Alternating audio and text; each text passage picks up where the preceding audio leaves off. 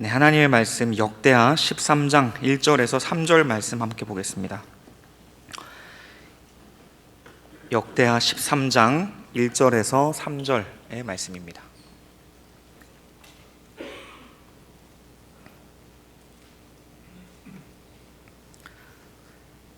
여로보암 왕 18째 해에 아비야가 유다의 왕이 되고 예루살렘에서 3년 동안 다스리니라. 그의 어머니의 이름은 미가야요 기브아 사람 우리엘의 딸이더라. 아비야가 여로보암과 더불어 싸울새 아비야는 싸움에 용감한 군사 40만 명을 택하여 싸움을 준비하였고 여로보암은 큰 용사 80만 명을 택하여 그와 대진한지라.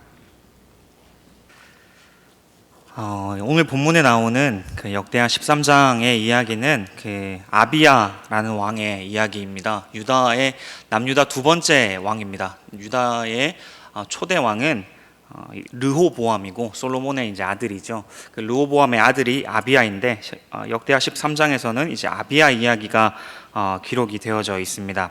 그러니까 솔로몬의 손자인 셈이죠. 이 사람은 그 말씀에서 기록된 대로 유다에서 아주 짧게 통치를 합니다. 3년 이제 통치를 하였고 아직 확인되지 않는 전승이긴 합니다만 그가 17살에 왕이 되었다는 기록이 있다고 하는 이야기도 있습니다. 그래서 17살에 왕위에 올라가서 3년간 통치하고 20살에 그가 죽었다, 이런 이야기가 이제 자세하게 확인은 안 되지만 랍비 전승 속에 전해지기도 합니다. 그러니까 굉장히 젊은 나이에 짧게 통치한 왕으로 지나가는 인물인데, 오늘 이 아비야라는 인물을 우리가 성경 말씀을 보면서 상고해 봄으로써 하나님께서 우리에게 어떠한 메시지를 이 왕을 통해서 주시려고 하시는가를 좀 같이 생각해 보는 시간이 되면 좋겠습니다. 이 아비야라는 왕은 3년간의 그 통치를 할 때에 가장 중요한 그의 업적이라고 한다면 그는 이제 전쟁을 한 인물입니다. 그 3년간 통치하는데 여겨지기로는 아주 젊은 왕이 올라와서 이제 북이스라엘과 전쟁을 한다고 한다면 그를 따르는 백성들은 이제 고달팠을 것으로 우리가 생각을 할 수 있습니다. 그러니까 안 그래도 나라가 분단이 되었을 때 윗지역은 북이스라엘 지역은 10지파가 쫓아갔고 남유다는 지금 2지파밖에 쫓아오지 않았습니다. 그러니까 수적으로도 굉장히 열세이고 전쟁을 할 수 있다는 생각이 들지 않을 만큼 나라가 갈려있는, 그러니까 수적 열세에 위치한 왕인데 지금 전쟁을 강행을 한 거죠. 그러니까 3년간의 이야기 속에 전쟁 하나 내세울 만한 어떤 업적이 있는 것입니다. 그 전쟁에 대한 이야기가 오늘 본문에 이제 등장을 합니다. 그래서 13장의 내용은 세 가지 토막으로 이제 나눠서 좀 볼 수가 있습니다. 전반부는 이 북이스라엘의 여로보암과 이 아비야가 대치하고 있는 그 배경 속에서 전쟁의 직전에 에브라임 산지 에브라임 산맥의 스마라임 산지에 이제 비탈에 서서 거기가 이제 국경지대쯤 됩니다. 남유다와 북이스라엘 국경지대에 이 왕이 딱 서가지고 전쟁하기 직전에 적군을 향해서 연설하는 대목이 이제 전반부 등장을 합니다. 그리고 중반부로 넘어오게 되면 전쟁하는 이야기가 짤막하게 이제 등장을 하고요. 후반부에 가면 이 전쟁을 통해서 아비야가 얻었던 승리와 복이, 그 받은 복이 이제 기록되는 게 역대하 13장의 내용입니다. 근데 이 왕이 아마 이제 뒤에 우리가 함께 볼 테지만 역대하 13장에 나오는 이 아비야의 이야기를 한번 쭉 읽어보시면 굉장히 이 그 젊은 왕인데도 불구하고 말을 굉장히 잘합니다. 그러니까 전쟁의 명분도 있고 전쟁할 때 우리가 왜 이길 수밖에 없는지에 대해서도 이제 으름장을 놓는 상황이죠. 이 전쟁을 할 때는 앞서 우리가 본문에서 살펴본 대로 아비야 쪽에 있는 군사는 지금 40만 명입니다. 근데 이제 북이스라엘이 준비한 인원은 80만 명입니다. 딱 2배가 되죠. 그러니까 수적으로 굉장히 열세인 상황입니다. 그리고 이제 연설이 끝났을 때 여로보암이 그 북쪽의 왕이 이 산지를 둘러싸서 이 왕의 뒤편에 매복병까지 이제 보내게 됩니다. 그러니까 이 지금 아비야의 군대는 지금 이 산지에서 고립이 되어 있는 상태에서 지금 아비야가 이런 연설을 쭉 펼쳐내죠. 그리고 이제 나중에 하나님께서 아비야 편을 들게 돼서 전쟁에서 아비야가 승리하게 됩니다. 그 연설을 우리가 한번 말씀을 조금 긴데 제가 한번 쭉 읽어 보겠습니다. 아비야의 그 아비야가 말한다고 생각해 주시고 한번 그 아비야의 목소리로 한번 들어보도록 하겠습니다. 5절입니다. 죄송합니다. 4절입니다. 아비야가 에브라임 산 중 스마라임 산 위에 서서 이르되 여로보암과 이스라엘 무리들아 다 들으라. 이스라엘 하나님 여호와께서 소금 언약으로 이스라엘 나라를 영원히 다윗과 그의 자손에게 주신 것을 너희가 알 것 아니냐. 다윗의 아들 솔로몬의 신하 느밧의 아들 여로보암이 일어나 자기의 주를 배반하고 남봉꾼과 잡배가 모여 따름으로 스스로 강하게 되어 솔로몬의 아들 르호보암을 대적하였으나 그때의 르호보암이 어리고 마음이 연약하여 그들의 입을 능히 막지 못하였었느니라.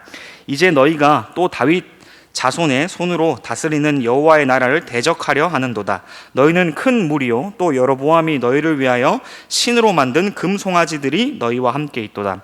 너희가 아론 자손인 여호와의 제사장들과 레위 사람들을 쫓아내고 이방 백성들의 풍속을 따라 제사장을 삼지 아니하였느냐. 누구를 막론하고 어린 수송아지 한 마리와 순양 7마리를 끌고 와서 장립을 받고자 하는 자마다 허무한 신들의 제사장이 될 수 있도다. 우리에게는 여호와께서 우리 하나님이 되시니 우리가 그를 배반하지 아니하였고 여호와를 섬기는 제사장들이 있으니 아론의 자손이요 또 레위 사람들이 수종들어 매일 아침 저녁으로 여호와 앞에 번제를 드리며 분향하며 또 깨끗한 상에 진설병을 놓고 또 금 등잔대가 있어 그 등에 저녁마다 불을 켜나니 우리는 우리 하나님 여호와의 계명을 지키나 너희는 그를 배반하였느니라. 하나님이 우리와 함께하사 우리의 머리가 되시고 그의 제사장들도 우리와 함께하여 전쟁의 나팔을 불어 너희를 공격하느니라. 이스라엘 자손들아 너희 조상들의 하나님 여호와와 싸우지 말라. 너희가 형통하지 못하리라. 지금 아비야가 그 수적 열쇠 속에서도 아주 의기양양하게 이야기하는 것을 같이 확인해 봤습니다.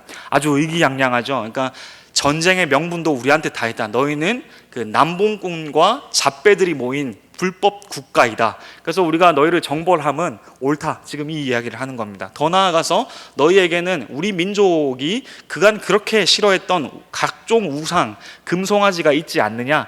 우리는 하나님을 편에 들겠다. 그래서 우리와 전쟁하지 말라. 우리는 원래 소금 언약으로 맺어진 한 민족 아니냐. 이렇게 이제 말하자면 감정적인 호소도 이제 등장을 합니다. 여기서 나오는 소금 언약은 민수기에 나오는 하나님께서 아론의 아들들과 제사장에게 주는 그 약속입니다. 그들을 그 예배를 섬기는 자, 하나님을 만나는 제의를 섬기는 자들로 삼겠다라는 약속을 하나님께서 주셨는데 그것을 소금 언약이라고 이야기를 합니다. 그러니까 여기서 지금 아비야가 북이스라엘 80만 군 앞에서 하는 이야기는 우리 사실 다 한 민족이다.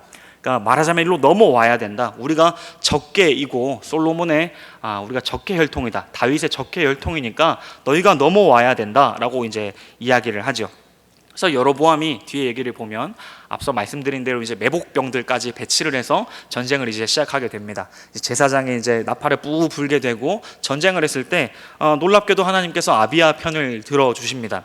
그리고 뒤에 나오는 후반부의 내용을 한번 보시면 뒤에 이제 승리하여서 얻는 보상에 대한 이야기가 19절부터 등장을 합니다.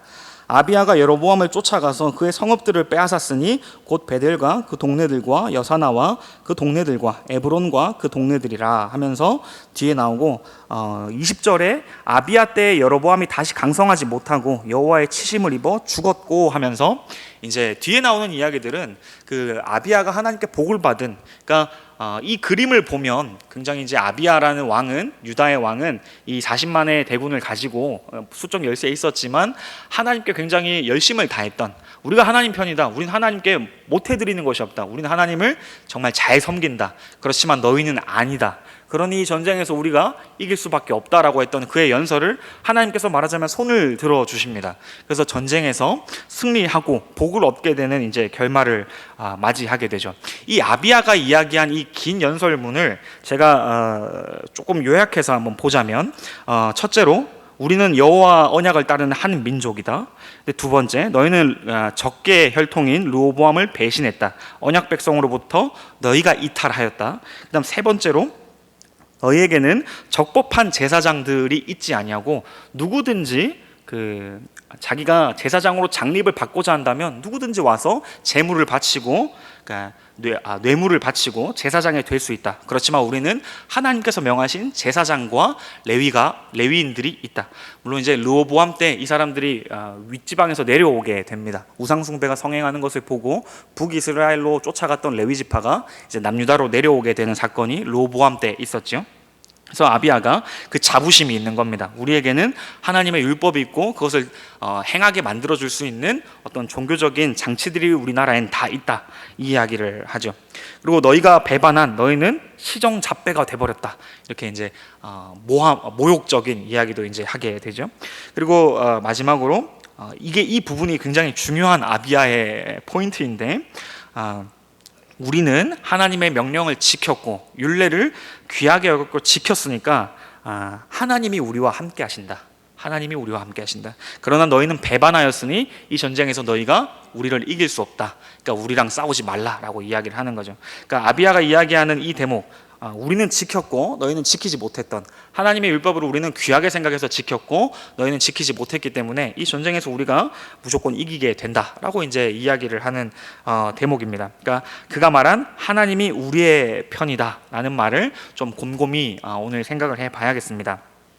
그래서 역대기만 이렇게 우리가 아비야의 이야기를 읽고 나면 아비야 참 괜찮은 왕이다. 젊고 일찍 죽었지만 뭔가 말하는 것도 그 말 앞뒤가 맞고 이스라엘의 전통과 이런 것들에 대해서 굉장히 잘 아는 왕처럼 느껴지기도 하고, 저도 오늘 일부 예배 설교 말씀을 전하면서 이 아비야의 이야기를 통해서 여러분 보십시오, 하나님께 율법을 우리 지키는 자들이 어떠한 결과를 맞이하는지, 율법을 배반한 자들이 어떠한 결과를 맞이하는지 다 아시죠? 이렇게 한 다음에 우리 율법을 사랑하고 하나님의 계명을 지키는 사람이 됩시다, 다 아멘하고 기도하면 그렇게 말씀을 마칠 수도 있겠습니다. 그러나 공교롭게도 그 역대하의 13장에 나오는 아비야의 이야기가 있지만 우리 열왕기상 15장에 나오는 아비야의 이야기도 있습니다. 열왕기상 15장 한번 가보도록 하겠습니다. 그러니까 아비야의 그 논리대로 생각을 하자면, 아비야가 생각하고 하나님께서 아비야의 손까지 들어주셨으니까 그대로 생각하면, 그래서 역대기에 나오는 아비야만 만난다면 은연중에 하나님께서 그에게 어떤 승리의 수단으로 느껴집니다. 그러니까 하나님께 그 붙은 자가 얻어먹는 어떤 콩고물이라고 할까요? 그러니까 하나님께 붙어 먹었기 때문에 얻게 되는 복이라는 어떤 주제를 아비야가 강하게 가지고 있습니다. 그래서 은연중에 드러나는 승리주의가 승리하기 위해서 하나님이 우리와 함께한다는 이야기를 서슴없이 뱉을 수 있는 아비야의 모습을 우리가 역대하에서 확인을 하게 됩니다. 그래서 이 르호보암이라는 인물은 그 역대기에 나오는 이야기처럼, 그 역대하 12장에 나오는 이야기처럼 늘 북이스라엘과 전쟁이 있었던 사람입니다. 르호보암이라는, 그러니까 아비야의 아버지는 늘 북이스라엘과 전쟁이 있었던 사람입니다. 그리고 아들도 그의 모습과 동일하게 전쟁을 하는데 주저함이 없는 모습으로 이제 등장을 하고, 여기서는 더 어린데도 불구하고 의기양양하게 그랬죠. 근데 이제 열왕기상 15장에 와서 아비야의 모습을 한번 보겠습니다. 앞에보다는 좀 짧아서 제가 1절부터 8절까지 한번 읽도록 하겠습니다. 같은 왕에 대한 이야기입니다. 느밧의 아들 여로보암 왕 18째 해에 아비얌이 유다 왕이 되고, 여기서 나오는 아비얌이라는 단어 한번 눈여겨볼 법합니다. 그 역대 하에 나와 있는 아비야와 역대 그 열왕기 상에 있는 아비얌 둘의 이제 표기가 다르죠. 예루살렘에서 3년 동안 다스리니라. 그의 어머니의 이름은 마아가요 아비살롬의 딸이더라. 아비암이 그의 아버지가 이미 행한 모든 죄를 행하고 그의 마음이 그의 조상 다윗의 마음과 같지 아니하여 그의 하나님 여호와 앞에 온전하지 못하였으나, 그의 하나님 여호와께서 다윗을 위하여 예루살렘에서 그에게 등불을 주시되 그의 아들을 세워 뒤를 잇게 하사 예루살렘을 견고하게 하셨으니, 이는 다윗이 햇사람 우리아의 일 외에는 평생에 여호와 보시기에 정직하게 행하고 자기에게 명령하신 모든 일을 어기지 아니하였음이라. 르호보암과 여로보암 사이에 사는 날 동안에 전쟁이 있었으니 아비암과 여로보암 사이에도 전쟁이 있으니라. 아비암의 남은 사적과 그 행한 모든 일은 유다 왕 역대지략에 기록되지 아니하였느냐. 아비암이 그의 조상들과 함께 자니 다윗성에 장사되고 그 아들 아사가 대신하여 왕이 되니라. 그러니까 짧은 이 전쟁 이야기가 자세히 드러나지 아니하고 그 열왕기상 15장에 있는 아비야의 평가는 그냥 악한 왕이었다라는 겁니다. 그러니까 이 두 대목이 지금 두 가지를 이렇게 겹쳐서 보면 마치 다른 이야기를 하는 것처럼 보인다는 겁니다. 역대하로 가면 역대하 방금 우리 오늘 본문으로 읽었었던 대목을 보면 이 아비야가 굉장히 칭송받을 만한 왕으로 우리가 등장하는 것을 볼 수 있습니다. 하나님께 붙으면 복을 받습니다. 보십시오 하고 아비야가 등장을 한다면 이제 말이 앞뒤가 맞겠죠. 근데 열왕기상에 있는 이 아비얌에 대한 이야기를 한번 보면 그는 그의 아버지가 했던 그의 할아버지가 했던 그 우상을 그대로 그의 나라에 들려왔다라고 이야기를 하죠. 그러니까 그 아버지들이 했던 일들과 동일한 일을 했던 사람이다라고 평가를 하고, 그가 복을 받았다라는 것은 그가 율법을 지켜서 하나님께 얻어낸 것이 아니라 하나님이 다윗과의 약속을 기억하심으로 그가 복을 받았다라고 이야기를 합니다. 그러니까 역대기 하에 있는 이야기와 지금 이제 이렇게 말하자면 핀트가 맞아지려고 하고 있는 대목이죠. 특별히 여기서 제가 왜 아비얌이라고 이야기를 했냐면 이 열왕기에서는 이 왕을 아비얌이라고 부르고 역대기에서는 아비야라고 부릅니다. 여기는 이제 아마 교우 여러분들께서도 이제 히브리어에 대해서 대충 아시겠지만 아브라고 하면 아버지라는 뜻입니다. 그래서 아비야 하면 뒤에 야는 이제 여호와의 이름을 의미하죠. 그래서 아비야라고 한다면 여호와는 나의 아버지시다 이런 뜻입니다. 근데 이제 뒤에 나오는 그 열왕기에 나오는 아비얌은 이 얌이라는 단어가 학자들 사이에서 좀 분분합니다. 둘 다 동일 인물로 이제 보는데 학자들이 첫 번째는 표기상의 오류다. 표기를 좀 한번 잘못해가지고 아비얌으로 기록된 것 같다라고 이야기하는 학자들이 있는가 하면, 어떤 학자들은 좀 재미있는 이야기를 하는데 그 당시에 해양 도시, 그 가나안 땅의 해안가에 있었던 도시에 있는 우상들을 이름을 보니까 바다의 신의 이름이 얌이라는 겁니다. 얌.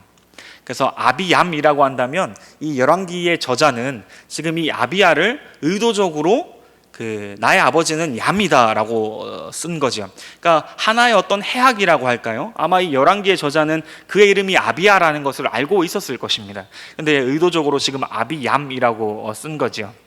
그러니까 해상 도시에 있었던 그 우상을 섬기는 그 우상의 이름을 갖다가 왕의 이름으로 기록한 것으로 보는 학자들도 있습니다. 좌우간에 이 아비야라는 인물 두 본문을 우리가 겹쳐서 한번 본다면, 아까 정말 수려하게 연설했던 우리가 하나님과 함께한다, 하나님께서 우리와 함께하신다 라고 했던 이야기가 사실은 열왕기상 15장에 와서 우리가 확인해 볼 때면 그가 그러한 연설을 하고 있을 때 이미 그의 나라에는 우상이 많았다라는 거죠. 그가 이미 하나님의 이름을 자기 입에 올렸을 때는 그의 나라 안에 그 우상이 거치지 않았던 대목입니다. 그러니까 지금 이 아비야라는 인물이 앞에 나가서 온갖 이야기들을 하면서 우리가 전쟁에서 승리할 수밖에 없다는 이유를 줄줄이 들어서 그 전쟁에서 이겼던 이 내용은 사실 그 하나님께서 그 아비야를 바라보는 관점과 아비야가 아비야 스스로를 바라보는 관점이 대립하고 있다는 것을 우리가 발견하게 됩니다. 그러니까 아비야가 볼 때는 아비야가 하는 행위들, 그러니까 우리에게 이러한 제사장들이 있다, 종교 율법이 있다, 우리에게 명분도 있다, 이 전쟁에서 이길 수밖에 없다라고 하는 이야기가 아비야 입장에서 볼 때는 굉장한 선입니다. 선. 우리가 이렇게 하는 것은 당연한 일이다, 당연지사이고 하나님께서 우리 편을 들 수밖에 없다라고 생각하는 아비야의 모습이 있는가 하면, 하나님께서 열왕기상 15장에 와서 아비얌을 평가할 때는 그는 악한 왕이었다라는 겁니다. 그의 마음이 다윗과 같지 않았다, 정직하게 행하지 않았고 하나님께 마음을 두지 않은 왕이었다라고 이제 이야기를 하고 있는 거죠. 그래서 이 역대기만 읽은 우리에게 이 열왕기상은 새로운 지평을 이야기를 하죠. 그래서 역대기와 열왕기가 항상 이렇게 겹쳐서 보면 하나님께서 말씀하시고자 하려는 지점이 좀 더 풍성하게 드러나게 됩니다. 그러니까 우리가 역대기만 읽었더라면 하나님께서는 마치 그 음료수 자판기처럼 우리가 율법을 지키고 율법을 사랑합니다라는 버튼을 누르면 하나님께서 그 버튼에 상응하는 그 음료, 보상이 우두두둑 떨어져야만 같은 그런 인식을 아비야가 가지고 있었더라면, 하나님께서 바라시는 마음과 하나님께서 바라시는 정신은 지금 다르다라는 것을 이야기를 합니다. 그러니까 하나님께서 지금 이 아비야를 통해서 우리에게 사실 우리뿐만이 아니라 온 인류에게 그 여호와를 섬기는 이스라엘을 모범으로 삼아서 온 인류에게 전하고 싶은 것은 하나님을 바로 아는 마음, 하나님의 정신을 같이 하나님의 정신에 공명하는 마음을 하나님께서 요구하신다라는 것을 우리가 이 대목에서 암시하여 볼 수가 있습니다. 그래서 아비야가 이야기했던 하나님은 우리 편이다라는 것을 우리가 좀 다시 한번 생각해 보아야 된다는 겁니다. 하나님 우리 편이시죠. 우리 신자들에게도 하나님 늘 우리의 편이십니다. 그런데 왜 우리는 항상 지내다 보면 제가 이제 중등부나 이제 청년부를 맡았는데 가끔 이제 지내다 보면 그런 친구들이 있습니다. 요즘에는 제가 하나님하고 정말 가깝게 지냅니다. 예배도 잘 드리고 전 설교 시간에 졸지도 않습니다. 모든 예배도 잘 가고 목사님 얘기하면 제가 끄덕끄덕도 잘하지 않습니까? 그래서 저 요즘 하나님께 사랑받는다고 느낍니다. 이렇게 이야기하는 친구와 또는 청년들이 종종 있습니다. 그런데 이제 반대의 경우도 있겠죠. 어떤 친구들은 제가 요즘에 하나님과 좀 멀어진 것 같습니다. 제가 요즘에 밤마다 큐티도 하지 않고 하나님의 말씀을 안 본 지도 꽤 된 것 같습니다. 그래서 제 마음이 불편합니다. 그래서 예배도 오늘 나왔고 목사님께 이런 이야기를 좀 나눠보면서 제 마음에 좀 위로를 얻고 싶습니다 하는 중학생 친구들도 있습니다. 그러니까 자기 생각에 지금 하나님과 멀어져 있다라는 겁니다. 하나님께 복을 받지 못할 것만 같은 상황이 자기 앞에 있다라는 겁니다. 그래서 마치 시험을 칠 때도 괜히 찍었는데 하나님께서 그것을 마치지 못하게 해주실 것만 같은 생각에 이제 있는 거죠. 그런데 그러한 사람의 그 중학생에게 그러한 교육을 우리가 계속하지 않았습니다. 하나님은 그런 분이야. 하나님께서는 우리가 원하는 대로 우리가 하는 만큼 하나님께서 되돌려 주시는 분이야 라고 우리는 가르치지 않았습니다. 그런데 우리 학생들이 저에게 와서 그런 얘기를 할 때면 우리 인간 본성이 가지고 있는 원래의 경향성이라는 것이 하나님을 마주하고 눈에 보이지 않는 그 창조주를 마주할 때는 마치 이제 우리가 드려야지만, 우리가 하나님께 바쳐야지만, 하나님께서 명령한 것들을 지켜야지만, 그러니까 여기서 중요한 게 지만이죠. 지켜야지만 하나님께서 복을 주신다. 하나님께서 결과로 보여주신다. 하나님께서 편을 들어주신다라는 인식이 우리 내면에, 우리 중학생들만 보더라도 발견을 하게 된다라는 겁니다. 그래서 급한 일이 있으면, 중요한 일을 앞두고 있으면 우리 마음에, 물론 이제 그 마음이 너무 귀합니다만 온갖 예배에 다 참석하게 됩니다. 우리 교회 예배만 부족해서 옆에 있는 교회까지, 옆에 있는 좋은 교회들까지 줄줄이 찾아가면서 많은 종교 예식과 행위로 그 마음을 달래려고 하죠.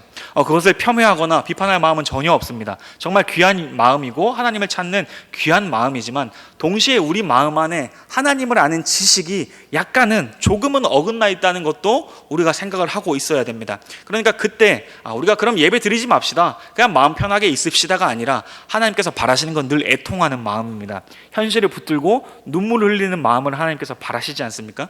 그러니까 하나님께서 우리에게 바라시는 그 정신에 입각해서 우리가 생각을 해본다면, 더욱이 오늘 말씀을 통해서 생각을 해보자면 하나님께서 물론 중학생들에게도 그런 이야기가 전해져야 되겠지만 말뿐인 신앙을, 그러니까 하나님이 어떠하신지, 하나님이 누구신가에 대한 관심이 없고 그 하나님은 절대적 타자로 두고 나도 절대적 존재로 둔 다음에 하나님께 내가 얻어내야 되는 신앙에 대해서는 하나님께서 늘 엄한 평가를 내리신다는 것을 우리가 생각해 보게 됩니다.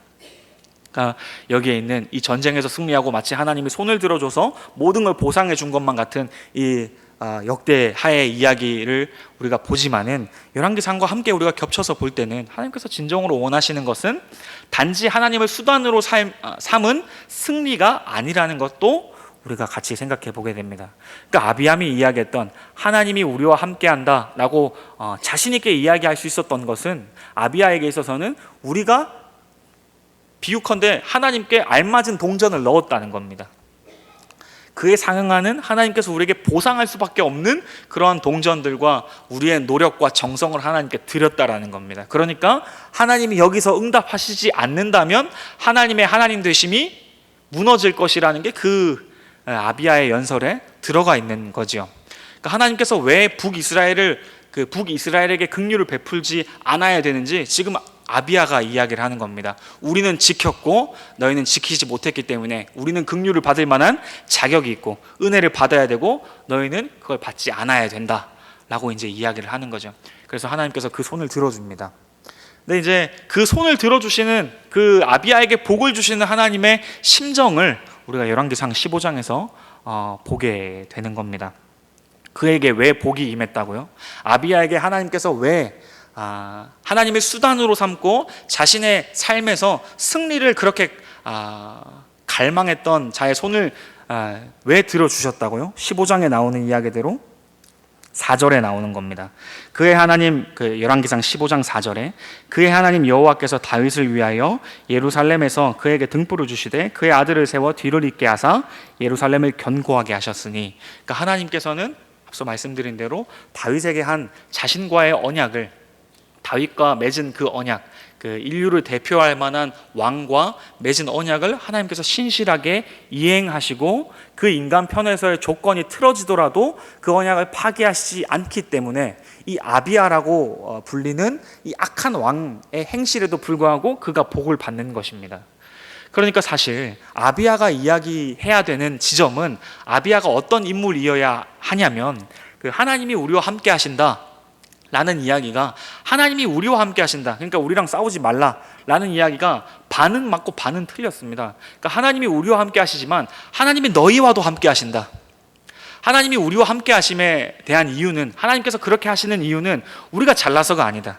우리가 이러한 것들을 다 구축하고 있기 때문에 하나님께서 복받을 만한 존재로 우리가 나라를 이끌어가는 게 아니다라고 지금 아비야는 사실 이야기해야 되는 겁니다. 우리는 하나님께 조건 없이 그 하나님의 언약 안에서 우리 증조 할아버지가 가졌던 그 언약이 나에게까지 흘러 들어와서 나의 통치가 비록 온전하지 못하고 나의 통치가 정말 부족하더라도 하나님께서 주신 은혜로 하나님과의 관계가 틀어지지 않아서 내가 어렵고 애통한 마음이 들끓을 때, 내가 위기에 처했을 때 하나님께 나아갈 수 있는 나의 마음이 있다라고 이야기하는 게 남유다 일국의 왕이 해야 되는 이야기가 맞습니다. 하나님을 쫓는 그 왕이라고 했을 때 그러한 말들이 나와야 되는 겁니다. 그러니까 말하자면 이 아비야를 통해서 우리가 바라보는 것은 모든 인류가 예수님이 오실 때까지, 오셔서까지도 예수를 둘러싼 모든 12제자부터 예수와 멀었던 빌라도, 예수와 멀었던 모든 그 로마인들의 모습 속에서 공통되게 발견되는 것은 하나님께 우리가 원하는 것을 관철시키고 하나님의 마음을 바꾸어내서 우리가 원하는 메시아상을 우리가 만들어서 그로 말미암은 평안을 우리가 쟁취해내겠다라는 겁니다. 그러니까 예수가 올 때까지입니다. 예수님께서 오셔서 그러한 것들에 대한 가르침을 새롭게 확장시켜주기 이전까지 모든 인류가 죄된 경향성 속에 자기의 본래 아버지를 못 알아보는 형국, 이게 지금 열왕기상 15장에서 우리를 꼬집고 있는 대목입니다. 그러니까 하나님과 나를 어떠한 관계 속에 놓을 때 하나님을 자판기로 두는 겁니다. 우리가 이렇게 하니까, 우리가 이러한 내용들을 갖고 있으니까 하나님은 응당 이렇게 움직여 주셔야 됩니다라고 이야기하는 그 대목, 중학생들에게도 발견되는, 아직 신자인지도 모르겠는 그 아직 꽃피지 않는 어린아이들이지만 하나님을 향한 인식을 할 때는 무언가 늘 죄스럽고, 매 주일 중등부 대표기도 학생이 할 때는 하나님 잘못했어요가 기계처럼 나오는, 그 얼굴에선 잘못한 표정이 전혀 아닌데 이제 늘 잘못했다고 이야기하는 그러니까 그 친구를 폄하하려는 게 아니라 우리 모든 그 인간들이 갖는 하나님을 향한 첫 번째 죄된 경향성 속에 가지고 있는 마음은 우리가 아직 하나님께 떳떳하지 못해서 하나님께서 나의 현실을 몰라봐 주시는구나 하는, 제가 말은 이렇게 과격하게 했습니다만 그러한 생각의 아류로 흘러가서 우리의 신앙생활을 채우고 있는 듯한 지점들이 우리 안에 있다라는 겁니다. 근데 기독교가 이야기하는 바, 우리 구약에 나오는 신약에 확장되어 있는 그 여호와 하나님께서 이야기하시는 바는 우리가 하나님께 부름을 받고 하나님을 인식하게 되고 여호와를 우리의 주님이다 라고 이야기할 수 있는 모든 근거는 하나님의 언약으로 출발되었고 진행되고 있고 종국에 맺어진다라는 겁니다. 그러니까 이 지점에 대해서 우리가 정말 생각해 봐야 됩니다. 내가 하나님과 어떤 관계를 맺고 있는가. 그래서 아비야를 통해서 하나 꼬집고 싶다라는 점은 성경에서 이야기하는 지점에서 만약 제가 역대기를 끝나고 역대기로만 여러분께 말씀을 전하고 지금 아비야처럼 하나님 편을 드십시오, 하나님 편을 들어서 이러한 결과를 맺으십시오라고 이야기를 한다면, 말하자면 이건 하나님께 우리의 정성과 지극정성과 우리가 열심히 부족해가지고 하나님께서 우리 현실을 몰라봐 주는 것이다, 하나님께서 우리에게 주실 복을 유보하고 계신 것이다 라는 메시지를 전하게 되는 겁니다. 아비야를 보십시오. 아비야 이렇게 열심히였습니다. 열정적이었습니다. 그래서 이런 복을 받았지 않습니까? 전쟁에서도 승리하고 가정도 풍성해졌습니다 라는 이야기를 하게 되는 겁니다. 근데 정말 하나님께서 그걸 원하시나? 하나님이 수단이 되어 사람들의 손에 놀아나는 것을 하나님께서 정말 원하시는가는 열왕기상을 통해서 우리가 확인해 보아야 된다는 거죠. 그래서 이 신앙인들, 비신앙인들은 말할 것도 없이 신앙인들 내면에 이러한 내적 싸움이 항상 있습니다. 우리 눈앞에 펼쳐지는 현실 속에 마치 제가 요즘 읽는 책에서 젊은 사람들이 늘 얘기하는 이러한 이유들 때문에 신은 없다, 하나님은 있을 수가 없다라고 생각하는 그 지점, 그러니까 내 눈에 볼 때 이런 것들은 선이 아니고 내 눈에 볼 때 정의가 아니라서 하나님은 존재하지 않거나 하나님은 심술쟁이다, 인간을 그냥 괴롭히기는 일에 자기의 취향이 있는 그러한 악독한 신인데, 기독교에서 착하다고 요즘 말로 하면 가스라이팅 해놨다, 이런 이제 이야기를 하게 되는 겁니다. 그러니까 우리 신앙인들 내면에서도 하나님, 저의 현실이 있습니다. 제가 매번 기도하지 않습니까? 저의 현실이 있고 제가 뭘 더 해볼까요? 아비야의 입장으로 치자면 제가 성전에 등잔불도 꺼지지 않게 뒀고 우리 제사장들이 매일 아침 하루 3번 제사를 드립니다.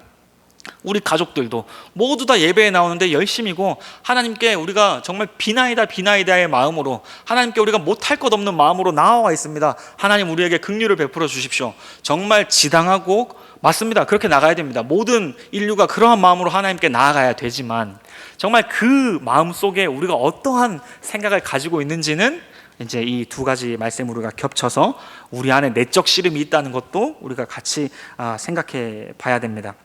하나님, 이 현실을 정말 아신단 말입니까? 왜 움직이시지 않습니까? 나의 기도와 염원은 왜 하나님 반응하시지 않습니까? 내 뜻을 무시하십니까? 하나님 정말 내 편이 맞으십니까? 요 이야기들을 이제 하게 되죠. 아마 젊은 사람이면 젊은 사람일수록 그 얘기를 합니다. 하나님 정말 내 편 맞습니까? 이제 이야기를 하죠. 말씀을 통해서 우리가 생각해야 되는 지점은 하나님 내 편 맞습니까가 아니라 내가 하나님 편입니까? 내가 하나님의 편다운 모습을, 그 면모를 하나님께서 정말 나에게 관철하시고자 하는 하나님의 말씀에 내가 청종할 준비가 되어 있습니까? 내가 그 청종이 나의 만족이 되고 나의 정말 가치가 되어서 그 일들을 하나님께서 하시는 일들에 대해서 나는 부족하지만 할 수 있는 능력이 내 안에 있습니까를 하나님께 물어야 되는 게 신자들의 기도가 아니던가요? 그러니까 하나님 마음 저에게 주십시오. 우리 늘 청년들 찬송하거든요. 주님 마음 내게 주소서. 정말 그 마음이 우리 안에 있습니까? 하나님의 정의가 나의 정의가 되고 하나님의 공의와 사랑이, 하나님의 자비와 긍휼이 나에게도 전해져서 그 하나님의 지고하심과 영광스러움에 내가 관철돼서 내가 변화돼서 하나님과 닮아가는 싸움을 하라고 교회에 모여서 전부 다 신앙생활을 하는데, 지내다 보면 모두 다 자기 주장합니다. 모두 다 자기 주장하고 모두 다 자기가 생각하는 것이 옳습니다. 그래서 그때마다 물론 목사라고 다른 게 없습니다. 교육자식아도 똑같습니다. 그 노예에 가서 목사님들끼리 모여서 누가 기도하시겠습니까 하면 목사님들 전부 다 고개 숙이십니다. 그러니까 다 똑같습니다. 인간 경량성에 대한 이야기입니다. 그러니까 더 높고 그러니까 뭘 더 하는 싸움이 아니라 하나님께 뭘 더 드려야 되는 싸움이기 이전에 하나님을 얼마나 아는가, 하나님이 받으셔야 되는 대우가 어떠한 대우신가, 창조주가 받아야 되는, 피조물께 받아야 되는 그 영광이 어떠한 모습과 어떠한 형태로 드러나야 되는지를 하나님께서 우리에게 알려주고자 하십니다. 그 마음을 우리에게 주십니다. 그러니까 하나님 어떻게 해야 됩니까? 어떻게 하나님께 우리가 하나님께 드려야 되는 반응으로 나아갈 수 있습니까에 대해서 우리는 관심을 기울여야 됩니다. 하나님이 어떠하신지, 하나님의 품성과 하나님의 속성과 하나님의 성격이 어떤지 우리가 생각해 봐야 됩니다. 하나님 이럴 땐 어떤 분이셨지? 왜 저런 사람들에게까지 하나님은 긍휼을 멈추시지 않지? 또는 저렇게 열심인 자에게 하나님께서 고난을 허락하시지?